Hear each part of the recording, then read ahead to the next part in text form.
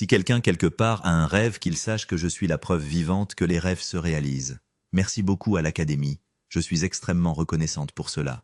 Papa, ceci est pour toi. Kim Basinger a autrefois tenu tout Hollywood en haleine. Elle a été James Bond Girl, une beauté glamour, au tempérament sauvage, la star envoûtante qui a enflammé l'écran dans 9 semaines et demie, et une actrice oscarisée.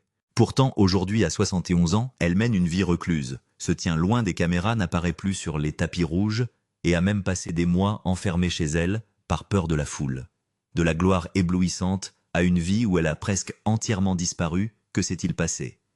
Elle a été poursuivie en justice jusqu'à la faillite, rejetée par Hollywood, puis a traversé un divorce amer et très médiatisé qui a bouleversé les États-Unis, avec un enregistrement divulgué où on l'entendait crier sur sa fille. Et juste au moment où tout le monde pensait que Kim s'était effondrée, elle est discrètement revenue, mais seulement pour faire du doublage, tout en restant cachée du regard public. Autrefois symbole sexuel de l'écran, elle a fini rongée par une peur étrange, la peur d'être vue par les autres. Ce n'est plus simplement l'histoire d'une star de cinéma. C'est l'histoire du combat d'une femme pour survivre après avoir été engloutie par les mêmes projecteurs qu'elle a un jour dominés. Aujourd'hui, Kim Basinger a de nouveau disparu pour une raison que personne n'attendait. L'histoire derrière tout cela est plus bouleversante qu'aucun rôle qu'elle n'ait jamais joué. Enfance. Kimela Ann Basinger est née le 8 décembre 1953 à Athens en Géorgie. Troisième d'une fratrie de 5, Kim a grandi entre deux extrêmes. Son père avait été un musicien de jazz passionné, mais avait dû travailler comme gestionnaire de crédit pour subvenir aux besoins de la famille, tandis que sa mère avait été mannequin, danseuse et nageuse professionnelle, se produisant dans des spectacles aquatiques dans le style d'Esther Williams avant de choisir la vie de mère au foyer. Dès son plus jeune âge, Kim a grandi dans un monde rempli de musique, de rire et de l'énergie du jeu d'acteur. Malgré cela, elle souffrait d'une timidité extrême. Ses parents l'avaient inscrite à des cours de danse dans l'espoir de l'aider à la surmonter. Mais malgré son éducation dans une famille artistique, Kim n'arrivait toujours pas à commander elle-même sa nourriture au restaurant. Elle était terrifiée à l'idée de répondre à des questions en classe et s'est même évanouie de pure anxiété en devant parler devant une foule. Tout a commencé à changer en 1971 quand elle a remporté le concours Athens Junior Miss. C'était la première fois qu'elle montait sur une scène devant des centaines de personnes et parvenait à garder son calme. Elle n'a pas pleuré, n'a pas eu peur, ne s'est pas effondrée. Ce soir-là, pour la première fois, Kim a compris qu'elle pouvait exister sous le regard des autres et rester debout. Elle s'est souvenue un jour. Gagner ou perdre ne m'importait pas vraiment. Je voulais juste rester là, chanter la chanson et ne pas m'évanouir. Mais voici ce que peu de gens savent, ce qui l'a attirée vers le jeu d'acteur n'était ni la célébrité ni le glamour, mais l'expression sur le visage de son père. Il était la seule personne de la famille à montrer ouvertement ses émotions quand quelqu'un à l'écran le captivait. Je pense que c'est la vraie raison pour laquelle je suis devenue actrice. Je voulais revoir ce regard dans les yeux de mon père, celui qu'il avait quand il croyait en quelqu'un à l'écran. Première passe. Kim est rapidement devenue mannequin pour l'agence Ford, l'une des plus prestigieuses de l'époque. Elle est apparue dans des campagnes publicitaires nationales dans de nombreux magazines importants et a même été choisie comme modèle de couverture pour un album de rock du groupe Survivor. Grâce à son visage envoûtant et sa présence singulière, Kim s'est rapidement démarquée parmi des centaines d'autres mannequins. Mais malgré ce succès, elle a admis n'avoir jamais vraiment aimé ce métier. Passer d'un contrat à l'autre et devoir constamment affronter ma propre apparence était difficile. Je ne le supportais pas, j'avais l'impression d'étouffer. Le mannequinat ne lui faisait pas peur, mais il la mettait mal à l'aise. Chaque jour était une épreuve, un jugement, une évaluation silencieuse, centrée sur une seule chose, son apparence. Kim a finalement décidé de tout laisser derrière elle pour poursuivre ce qu'elle voulait vraiment, le jeu d'acteur. Elle s'est inscrite au William Esper Studio, où les cours n'enseignaient pas à poser, mais obligeaient à creuser les émotions les plus sincères.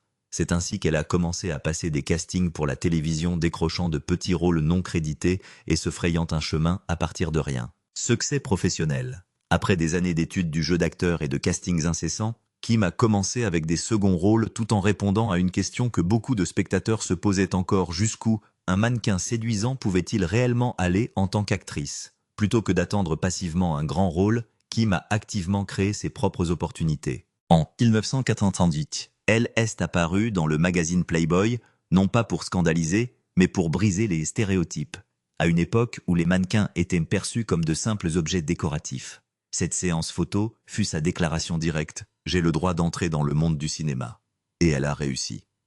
Après cette séance, les réalisateurs ont commencé à remarquer Kim non seulement pour son physique, mais pour son initiative et son audace. En 1981, elle a été à l'affiche de Jamais plus jamais aux côtés de Sean Connery, incarnant la James Bond girl Domino Petacci, son premier rôle principal dans une grande production. Le film a rapporté plus de 160 millions de dollars dans le monde, plaçant Kim sur la carte mondiale du cinéma comme le nouveau symbole sexuel d'Hollywood.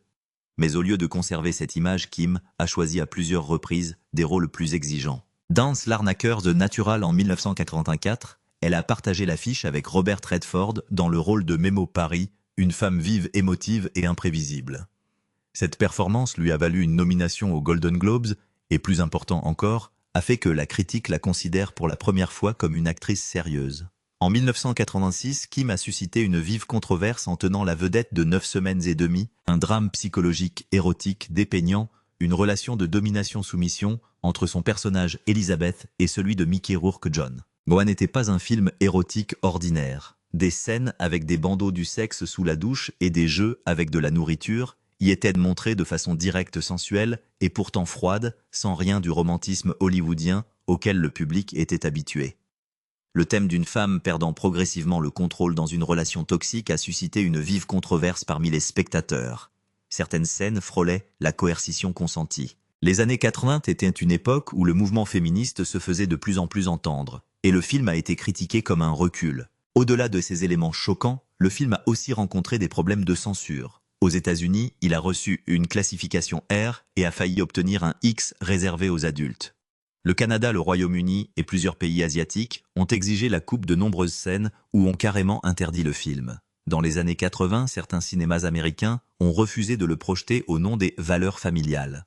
Résultat, ce fut un échec au box-office aux États-Unis, trop sombre, trop froid. Mais en Europe, en particulier en France, en Italie et en Allemagne, il a été salué comme une œuvre profonde d'art érotique et est rapidement devenu un film culte. Cependant, le prix de cette célébrité fut très élevé. Après le film, Kim s'est retrouvée cataloguée comme bombe sexuelle, ce qui a limité pendant de nombreuses années ses chances d'obtenir des rôles plus conventionnels. Bien qu'elle n'ait jamais renié la valeur artistique du film, elle a plus tard admis « je ne regrette rien ». Mais j'ai renoncé à quelque chose d'important pour ce film. 3 ans plus tard, Kim est entrée dans le monde des grands succès avec Batman 1989 de Tim Burton incarnant la journaliste Vicky Vale aux côtés de Michael Keaton et Jack Nicholson. Le film a rapporté plus de 400 millions de dollars dans le monde et est devenu un phénomène de culture populaire de la fin des années 80. Pour la première fois, Kim a connu un grand succès commercial et a été reconnue non seulement pour sa beauté, mais aussi pour son jeu dans une super production. Mais son véritable sommet est arrivé en 1997 avec L.A. Confidential. Dans le rôle de Lynn Bracken, une prostituée haut de gamme, portant une mélancolie troublante digne du film noir des années 40, Kim s'est complètement transformée. Son interprétation était subtile mais incisive, retenue mais inoubliable. Ce rôle lui a valu l'Oscar de la meilleure actrice dans un second rôle ainsi qu'un Golden Globe et un prix SAG, la consacrant comme l'une des actrices les plus respectées de la décennie. Après avoir atteint ce sommet, Kim est apparue moins fréquemment, mais chaque rôle qu'elle acceptait portait toujours sa marque distinctive. Dans 8 Mile 2002, elle a incarné une mère pauvre et instable, un rôle brut très éloigné de son image antérieure. La Porte dans Le Plancher 2004 fut un drame psychologique à plusieurs niveaux, où elle a dépeint le désespoir silencieux avec une authenticité troublante. Cellular 2004, ainsi que les films d'action suivants, ont prouvé qu'elle conservait encore l'acuité et l'énergie nécessaires pour porter ses rôles. D'un mannequin autrefois méprisé pour sa beauté jugée superficielle, Kim Basinger a traversé couche après couche de préjugés pour atteindre le sommet du succès artistique et commercial. Elle n'était ni la plus tapageuse, ni la plus extravagante. Mais chaque rôle qu'elle interprétait était un nouveau voyage profond à travers les préjugés, les limites et les peurs qui l'accompagnaient depuis l'enfance. Mais une fois loin des caméras, Kim n'était plus quelqu'un qui pouvait écrire le scénario de sa propre vie. Sa vie privée a pris un tournant complètement différent, bien plus fragile, tumultueux et difficile à maîtriser. Vie personnelle et tragédie déchirante. Avant la célébrité, Kim a eu de brèves relations avec le mannequin Tim Saunders, le photographe Dale Robinett et la star du football américain Joe Namath. Ces relations ont laissé peu de traces publiques, si ce n'est un détail. Kim était très émotive, mais aussi prompte à se replier sur elle-même. En 1950, en tournant Hard Country, elle a rencontré le maquilleur Ron Snyder qui deviendrait ensuite son mari pendant près d'une décennie. À l'époque, Kim débutait à peine sa carrière d'actrice tandis que Ron restait à ses côtés prenant soin d'elle pendant qu'elle s'adaptait à la vie sous les projecteurs. Cette même année, Kim fut diagnostiquée agoraphobe après avoir subi une crise de panique dans un supermarché. Elle est restée enfermée chez elle pendant 6 mois, évitant tout événement public. Ron a quitté son travail pour s'occuper d'elle à la maison, et a même changé légalement son nom de famille en Britain à la demande de Kim pour conserver ses initiales connues dans l'industrie. Au début, le mariage semblait relativement paisible. Mais au milieu des années 80, des fissures ont commencé à apparaître.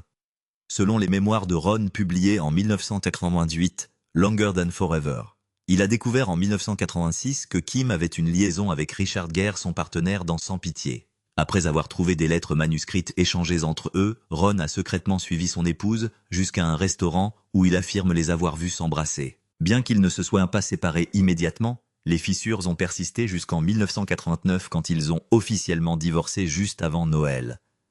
Kim a accepté de verser à son ex-mari une pension de 9 000 $ par mois pendant 8 ans. Dans une industrie qui se nourrit constamment des drames de la vie privée, elle a gardé le silence sans jamais nier ni se défendre. Une seule fois interrogée sur son premier mariage, elle a simplement répondu « Cela a fait partie de ma vie, pas la partie la plus agréable, mais une partie que je ne peux pas effacer ». L'effondrement de son mariage semble avoir laissé un vide chez Kim, l'entraînant rapidement dans une série de relations brèves mais intenses.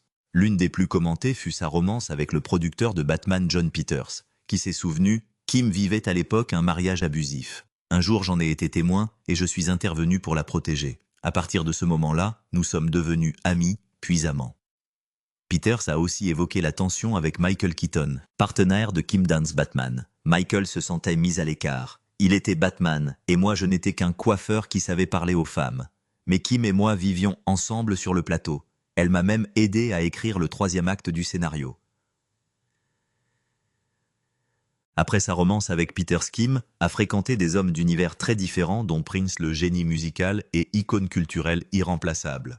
Se remémorant cette relation particulière après la mort de Prince en 2016, Kim a dit avec nostalgie « Je n'avais vraiment aucune limite. J'ai vécu cette période de ma vie à fond. Ce fut un moment magnifique, émouvant, plein de souvenirs qui ne s'effaceront jamais. Je ne me suis imposé aucune limite. Appelle ça comme tu veux. » Outre Prince, elle est sortie avec le créateur de mode Alexio Gandara et l'entraîneur sportif Phil Walsh. Aucune de ces relations n'a duré, mais toutes ont fait partie de sa quête de liberté et de réinvention après les blessures émotionnelles de sa jeunesse. Elle ne s'est véritablement stabilisée qu'à l'arrivée d'Alec Baldwin dans sa vie. Ils se sont rencontrés en 1990 sur le tournage de The Marrying Man. Alec était jeune, intelligent, charmant et incroyablement imprévisible comme une tempête qui a brisé la carapace tranquille de Kim. Elle croyait avoir trouvé un homme assez fort pour la protéger, assez chaleureux pour guérir ses blessures émotionnelles et assez mûr pour élever un enfant avec elle. Ils se sont mariés 3 ans plus tard, sans contrat de prénuptial, et en 1995, ils ont accueilli leur fille Ireland. Au début, tout ressemblait à un conte de fées, mais le tempérament fougueux d'Alec se heurtait au monde émotionnel fragile de Kim, qui luttait depuis longtemps contre l'anxiété et un traumatisme psychologique. Le mariage s'est également effrité peu à peu. En 2001, Kim a demandé le divorce, mais la séparation n'était que le début d'un chapitre sombre et amer qui allait durer encore 7 ans. La bataille pour la garde d'Ireland est devenue l'un des conflits juridiques les plus coûteux et les plus acharnés d'Hollywood de cette décennie, avec près de 3 millions de dollars de frais juridiques et un accord presque impossible. Alec devait suivre des cours de gestion de la colère et ne pouvait appeler sa fille que 90 minutes par jour, tandis que Kim devait envoyer des rapports hebdomadaires par courrier détaillant les activités d'Irlande. Mais tout a dérapé en 2007, quand un message vocal laissé par Alec à Ireland, alors âgée de seulement 11 ans, a fuité. Il la traitait de « petite cochonne grossière et sans égard » pour ne pas avoir répondu au téléphone. Tout le pays a été choqué. Alec était furieux. Kim s'est restée silencieuse. Ireland, à peine entrée dans l'adolescence, s'est soudain retrouvée au centre d'une tempête médiatique. Alec s'est excusé publiquement « Je regrette d'avoir perdu mon sang-froid avec ma fille. J'ai traversé d'énormes difficultés en luttant pour mon droit d'être père. Certaines personnes feront n'importe quoi pour détruire le lien entre un père et sa fille. » Bien que blessée, Ireland a pris la défense de son père. En 2015, elle a même publié une photo la montrant tenant un livre intitulé « Si j'étais un cochon avec la légende, bien sûr que je serais une petite cochonne grossière et sans égard. » Mais les blessures de Kim n'ont pas été aussi faciles à guérir. Elle a décrit ce divorce comme « incroyablement douloureux et publiquement brutal », au point de s'enfermer chez elle pendant des mois, sans sortir, sans recevoir de visite, ni répondre au téléphone tourmentée par la peur du monde extérieur. Dans une interview, elle a dit franchement, le divorce blesse toujours l'enfant quoi qu'on en dise pour se justifier. Et le nôtre fut un cauchemar. Ensuite, Kim a décidé d'élever sa fille à sa façon. Je voulais qu'elle soit libre, qu'elle dessine sur les murs si elle le voulait, qu'elle grandisse entourée d'amour, de lumière, d'animaux et d'amis. Je ne voulais pas qu'elle grandisse dans la peur. Malgré tout ce chaos, Ireland est toujours restée aux côtés de sa mère. Elle est devenue mannequin, actrice, et la plus proche amie de Kim, apparaissant même avec elle dans Red Table Talk, où mère et fille ont pour la première fois évoqué publiquement leur passé douloureux. Ireland a dit un jour « J'ai toujours eu une très bonne relation avec ma mère. C'est la seule personne qui ne m'a jamais lâché. » Et c'est peut-être ce lien sacré qui a aidé Kim à tenir debout face aux tempêtes qui semblaient ne jamais finir. Cependant, les blessures de sa vie personnelle n'étaient pas tout ce qu'elle devait endurer. Kim était sur le point d'affronter un autre coup dévastateur, cette fois directement lié à une décision de carrière. En 1948, alors que sa carrière était en plein essor après le succès de Batman et l'écho persistant de 9 semaines et demie, Kim s'est retrouvée à un carrefour étrange, un scénario indépendant et controversé intitulé Boxing Helena. Le film était très surréaliste, chargé de symbolisme et psychologiquement dérangeant. L'histoire tourne autour d'un chirurgien obsédé par une belle femme qui, après l'avoir repoussée, est séquestrée et amputée de ses membres un par un, tout cela au nom de l'amour. Réalisé par Jennifer Lynch, fille de David Lynch, le film promettait d'être une œuvre audacieuse, sombre et profondément provocatrice du cinéma indépendant des années 90. Au départ, Kim avait accepté verbalement d'y participer. Elle avait rencontré la réalisatrice, lu la première ébauche du scénario et était devenue le nom vedette qui avait aidé le producteur Mainline Pictures à obtenir un financement. Mais en recevant une version plus détaillée du scénario, tout a changé. Kim a estimé que le matériau était trop sombre et risquait de détruire l'image qu'elle avait soigneusement construite. Elle voulait être perçue comme une icône sensuelle, intelligente et sophistiquée, non comme une victime démembrée dans un film débordant de violence et de sexualité déviante. Elle a décidé de se retirer sans anticiper la tempête qui allait s'abattre sur elle. Mainline Pictures a immédiatement intenté un procès. Le président du studio, Carl Mazzacone, a déclaré publiquement que le retrait de Kim avait fait s'effondrer le projet, laissant des centaines de personnes sans travail et semant la panique parmi les investisseurs. Elle avait accepté. Elle avait rencontré la réalisatrice et dit qu'elle participerait. Une star ne doit pas seulement être belle et célèbre, elle doit aussi tenir ses promesses. La bataille juridique s'est déroulée sous une intense surveillance publique. Le tribunal a rejeté l'argument selon lequel un accord verbal n'avait aucune valeur et a jugé que la conduite de Kim constituait un manquement à la bonne foi, un concept juridique relativement nouveau, mais appliqué avec rigueur. En 1993, un jury l'a reconnu coupable de fraude et de mauvaise foi, lui ordonnant de payer la somme stupéfiante de 8-9 millions de dollars, dont 7-4 millions de dommages et intérêts, et 1,5 million de dommages punitifs. Ce fut un verdict sans précédent contre une actrice d'Hollywood. L'avocat de Kim a répliqué que le jury n'appréciait tout simplement pas une star, trop célèbre, trop belle, trop réussie. Tel était le prix à payer pour entrer dans une salle d'audience avec du glamour. La presse a qualifié l'affaire de procès qui a ébranlé l'éthique professionnelle d'Hollywood. Kim, pendant ce temps, a disparu des médias.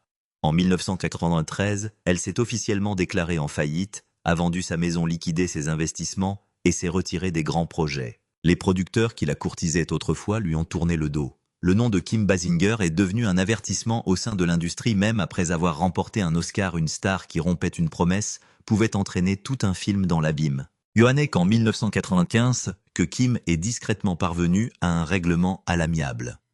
Le montant final de l'indemnisation a été considérablement réduit, mais le mal était déjà fait. Elle a perdu des millions de dollars, des rôles, la confiance de l'industrie, et peut-être le plus dévastateur, le contrôle sur la façon dont le public la percevait.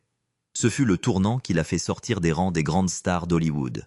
Elle s'est tournée vers le cinéma indépendant, a vécu discrètement et a tenté de reconstruire une carrière détruite par un seul rôle. Mais au lieu de répondre avec éclat, Kim a choisi une voie différente, plus silencieuse, moins glamour, mais suffisante pour prouver qu'elle n'avait jamais perdu sa force en tant qu'actrice. Il y eut un autre chapitre encore plus silencieux dont on parle beaucoup moins, mais qui a laissé une cicatrice durable, son expérience terrifiante sur le tournage de 9 semaines et demie en 1986.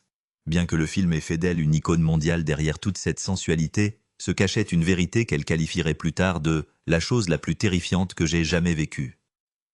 Dans un entretien avec le New York Times, elle a confié « Quand le film s'est terminé, je ne voulais plus revoir personne avec qui j'avais travaillé. Si j'avais vu le garçon qui apportait le café, je l'aurais tué. » Cela ressemble à une blague noire, mais c'était en réalité l'expression brute d'un traumatisme qui n'a jamais complètement guéri. Le réalisateur Adrian Lyne et son partenaire à l'écran Mickey Rourke ont délibérément manipulé les émotions de Kim en quête de ce qu'ils considéraient comme de l'authenticité à l'écran.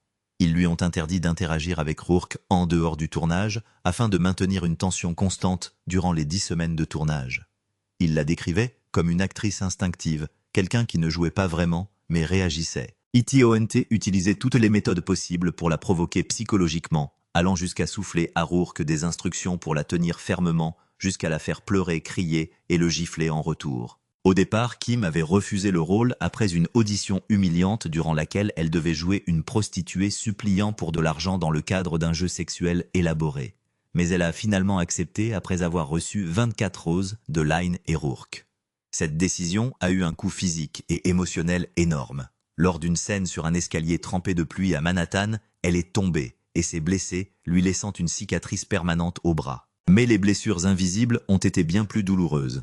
« Je ne savais plus qui j'étais », a-t-elle dit. « Mickey me provoquait constamment. Parfois je le détestais, parfois j'étais désorientée. Mon mari et moi avons traversé une période terrible pendant tout le tournage. » Son mariage a pris fin à peine 3 ans plus tard. Ce qui l'a le plus blessée, c'est la vision déformée que le réalisateur avait d'elle, la qualifiant de peu intelligente, disant qu'elle ne lisait pas de livres et qu'elle ne jouait pas, qu'elle réagissait simplement. Elle n'a pas répondu publiquement ni ne s'est défendue avec colère. Pendant des années, elle a gardé le silence non pas parce qu'elle avait oublié, mais parce qu'elle ne voulait pas revivre ses souvenirs. n'est que 26 ans plus tard qu'elle a retrouvé Rourke dans un petit film intitulé Black November. À ce moment-là, la peur s'était dissipée, mais les souvenirs restaient intacts. Plus que n'importe quel jugement de tribunal, cette expérience lui a fait comprendre à quel point les femmes pouvaient être brutalement vulnérables dans cette industrie.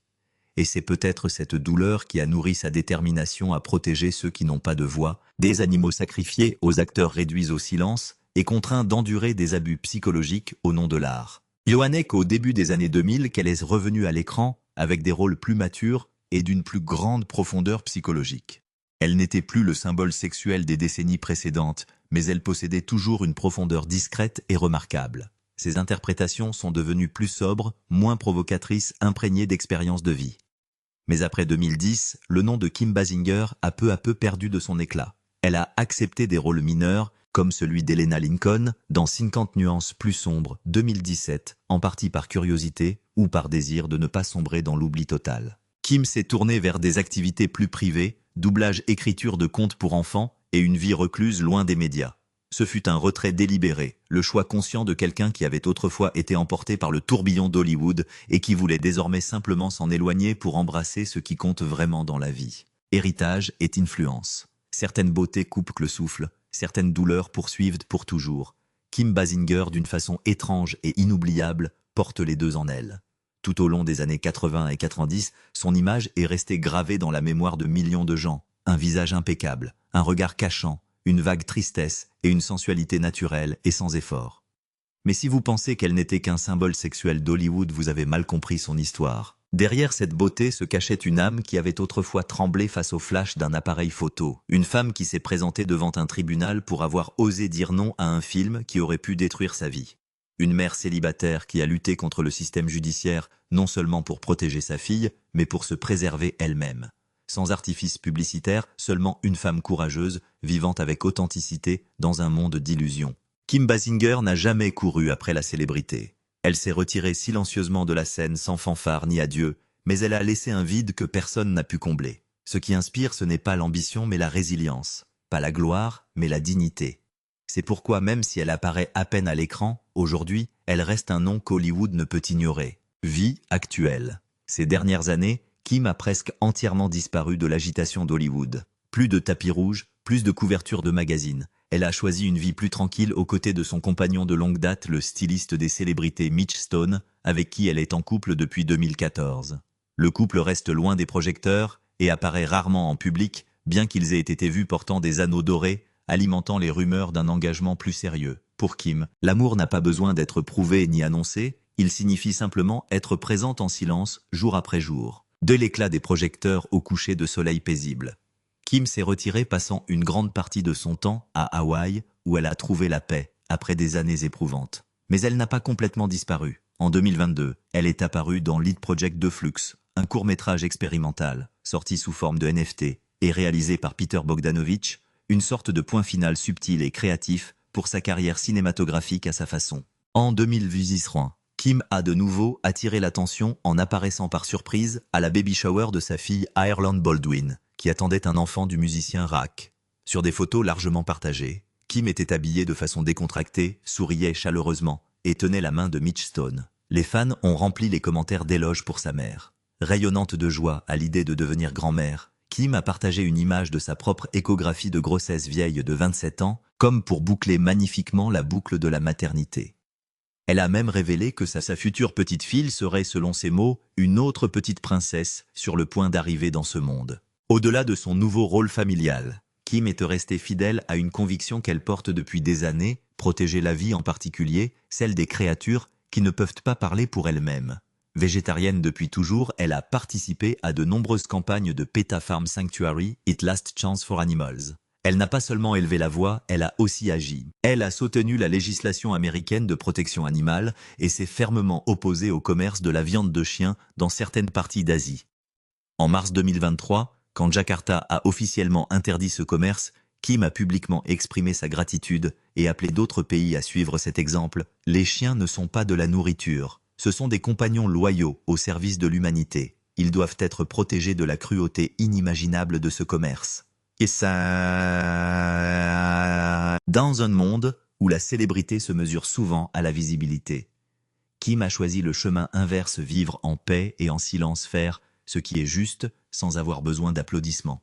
Sa fortune actuelle est estimée à environ 20 millions de dollars, ni ostentatoire ni excessive, simplement suffisante pour une vie marquée par la compassion et la sagesse de savoir quand lâcher prise. Aujourd'hui, Kim Basinger n'est plus la muse d'Hollywood. Elle est simplement elle-même une femme qui a traversé chaque tempête et qui a enfin trouvé la paix dans une vie simple. Elle n'a pas besoin d'un retour triomphal pour qu'on se souvienne d'elle. Tout ce qu'elle a enduré, des projecteurs à la manipulation, de la gloire de l'Oscar à la faillite, raconte l'histoire d'une femme qui a osé vivre avec authenticité, faire des sacrifices et s'éloigner. Elle n'est pas parfaite, mais qui a besoin de perfection quand ce sont justement ces cicatrices qui nous permettent de nous reconnaître en elle. Que pensez-vous du parcours de Kim Basinger? Dites-le nous en commentaire. Et n'oubliez pas de vous abonner à la chaîne pour ne pas manquer la prochaine histoire. Un autre voyage, une autre douleur, un autre genre de courage. C'est peut-être précisément le genre de courage qui reflète votre propre vie.